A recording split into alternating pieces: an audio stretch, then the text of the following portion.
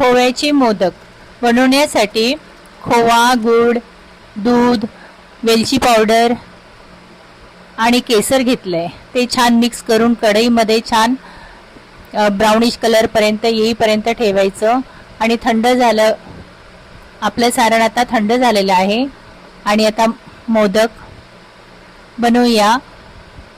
मोदक पात्रामध्ये मोदक टाकते आहे आणि ते छान दाबून घ्यायचे व्यवस्थित आणि नंतर मग ते काढायचं आणि आपले मोदक तयार झालेले आहे।